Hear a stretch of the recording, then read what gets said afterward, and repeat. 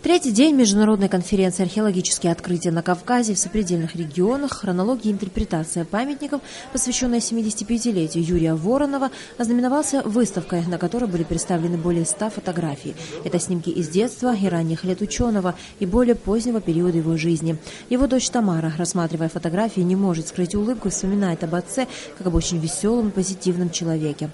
Мы были в Алуште, это был праздник Нептуна. И папа со своей такой внешностью, его попросили быть Нептуном. И моя мама немножечко пугалась. Мой брат тоже сказал, что он не особенно будет участвовать. Но я была русалочка, а папа был Нептуном. И он там выходил с какой-то с лодки, они подъезжали, в санатории было, подъезжали на берег. И он выходил, и вот так вот с этим трезубцем там ходил, за ним ходила толпа народа.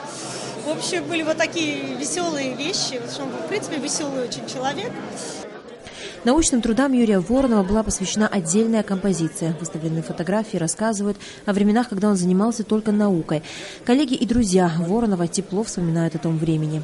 Вот в Кировограде и была проведена конференция памяти Алексея Ивановича Теремушкина, где все специалисты по предскифскому периоду оказались собраны. Здесь был Юрий Николаевич Воронов, и я, как сейчас помню, доклад у него был по колхидским древностям и по связям этих причерноморских древностей с Причерноморьем. Был любопытный доклад, мы с удовольствием его прослушали.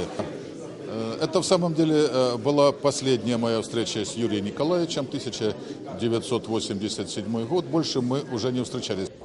Большая часть фотографий, выставленных на экспозиции, из семейного архива Воронова. Немало фотографий сделаны Владимиром Поповым. Выставку посетил также Рауль Хаджимба. Президент подчеркнул выдающуюся личность Юрия Воронова, который всю свою жизнь посвятил истории и сам в ней остался благодаря своим выдающимся достижениям.